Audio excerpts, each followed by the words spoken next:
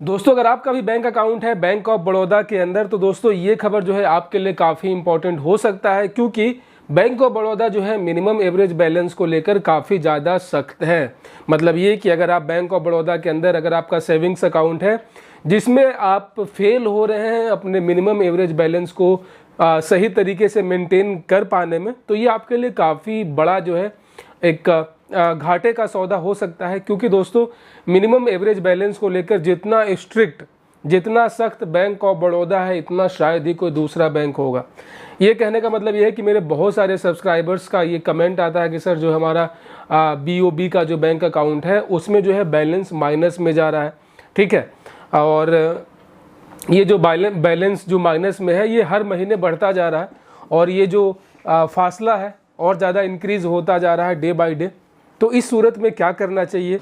कहीं ऐसा तो नहीं कि आने वाले टाइम में जो है बैंक हमें कुछ नोटिस वगैरह भेजेगा रिकवरी के लिए, ठीक है, या फिर जब हम अगली बार जब कुछ पैसे डिपॉजिट करेंगे अपने खाते में तो वो उतना पैसा माइनस कर लेगा।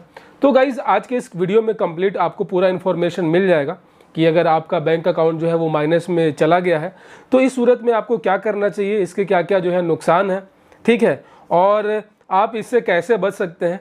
और अगर आपके माइंड में ये भी क्वेश्चन है कि ठीक है वो माइनस में चला गया है उसको ऐसे ही छोड़ देते हैं तो इस परिस्थिति में क्या होगा, तो आपको इस पूरा कंप्लीट इन्फॉर्मेशन आज के इस वीडियो में मिल जाएगा।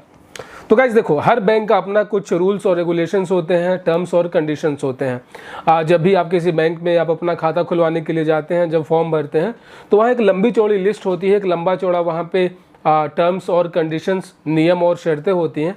और उसमें से सबसे महत्वपूर्ण नियम और शर्त होता है किसी भी बैंक का, ठीक है, अगर वो प्राइवेट हो, गवर्नमेंट हो, कमर्शियल हो, कोई भी बैंक हो, उसमें एक बहुत ही एक इम्पॉर्टेंट टर्म्स और कंडीशन होता है, वो होता है मिनिमम एवरेज बैलेंस, न्यूनतम जमा राशि। मतलब ये कि बैंक ये कहती है कि आपको अपने बैंक खाते में हमेशा जो है एक फिक्स अमाउंट, ये हमेशा आपको उतना पैसा रखना है। मैक्सिमम का तो कोई लिमिट है नहीं, आप अपने अनुसार जितना चाहें उतना रख सकते हैं, लेकिन मिनिमम का क्या है ना कि एक फिक्स अमाउंट किया गया है कि उतना आपको एनी टाइम जो है 24 घंटे, महीने के 30 दिन, साल के 365 दिन आपके खाते में उतना होना चाहिए। अगर आप उसमें फेल हो जाते हैं तो आपको बैंक द्वारा एक स्लॉट होता है, उसके अनुसार पेनाल्टी दी जाती है कि अगर टोटल अमाउंट का 50% अगर आप मेंटेन नहीं कर रहे हैं तो इतना पैसा कटेगा, 75% आप मेंटेन नहीं कर रहे हैं तो इतना पैसा कटेगा, ठीक है। तो इस तरीके से चीज़ें चलती हैं। बात करें प्राइवेट बैंकों में तो प्राइवेट बैंकों का जो मिनिमम एवरेज बैलेंस होता है वो तो बहुत ज़्यादा है। बात करें HDFC बैंक का, ICICI बैंक का, तो इन लोगों का 10,000 है। वही अगर एक्सिस बैंक की बात करें तो वहाँ पे मिनिमम एवरेज बैलेंस 12,000 का है। लेकिन चूंकि हमारा जो बैंक ऑफ बड़ौदा है ये सरकारी बैंक है, PSU लेवल का बैंक है, तो यहाँ पे उतना हाई चार्जेस नहीं है।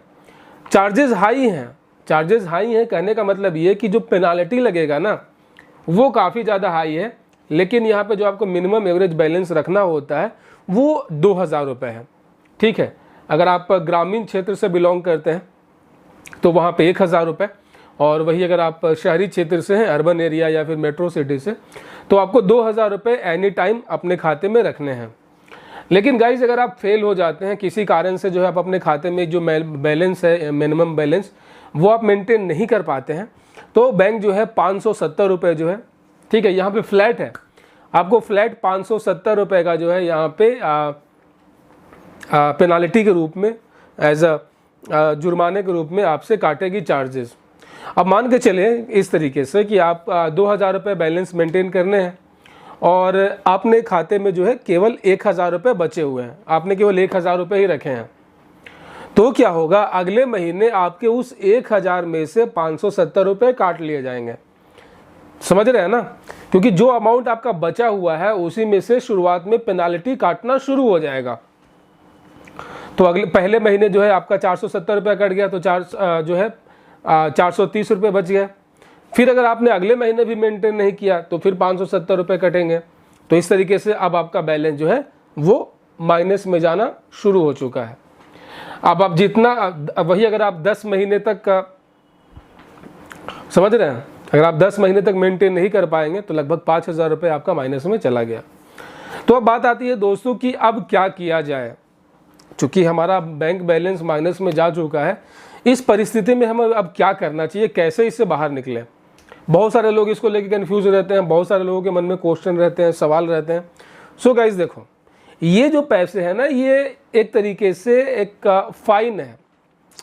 आपने उनके नियम और शर्तों को नहीं माना तो वो उन्होंने फाइन काटा है, इस उम्मीद में कि अगर आप उनकी सर्विसेज को कंटिन्यू रखेंगे इन फ्यूचर तो आप उतना पेनाल्टी उनको देंगे।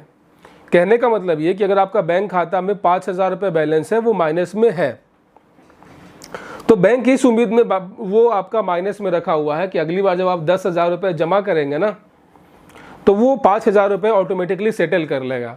जो माइनस में बैलेंस था तो वो काट लेगा, और जो आपका 5,000 रुपये जो अलग से थे वो आपके डिपॉजिट हो जाएंगे।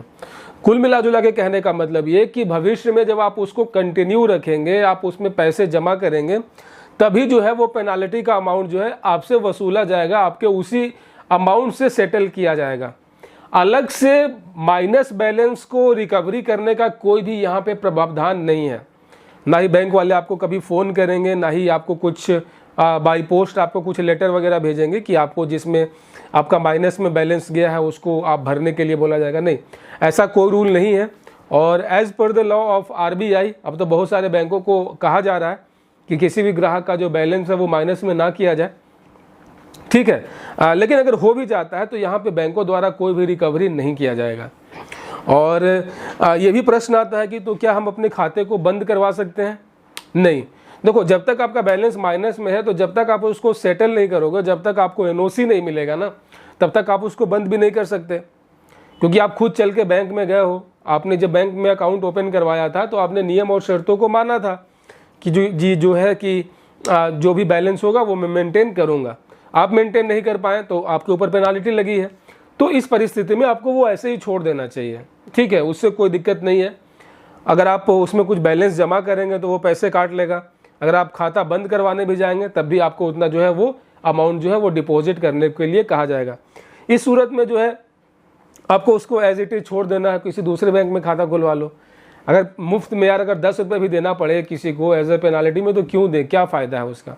इससे आपको सिविल स्कोर पे भी कोई इफेक्ट नहीं पड़ेगा, क्योंकि इसको सिविल से अलग रखा गया है, क्योंकि ये आपका क्रेडिट नहीं है, ये आपका एक क्रेडिट बिहेवियर को शो नहीं करता है, तो इसका आपके सिविल से भी कोई लेना देना नहीं है। तो कुल मिला जुला के दोस्तों, आप जो है उसको ऐसे ही छोड़ दें। यहाँ पे आपका कोई सिविल स्कोर डाउन नहीं होगा, ना ही आपको रिकवरी के लिए बोला जाएगा, ना ही कुछ बैंक की ओर से आप पे ऊपर दबाव दिया जाएगा, ठीक है।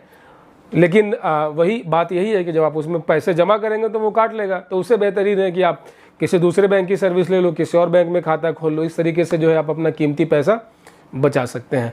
सो दोस्तों, आशा और उम्मीद करता हूँ कि इस वीडियो से जो आपका कन्फ्यूज़न था माइनस में बैलेंस को लेकर, ये पूरी तरीके से दूर हो चुका होगा। इसके अलावा अगर आपके मन में कुछ और क्वेश्चन है, किसी तरीके का कोई और प्रश्न है, तो आप मुझसे पूछ सकते हैं। मुझे बहुत खुशी होगी आप सभी के सवालों का जवाब देने में।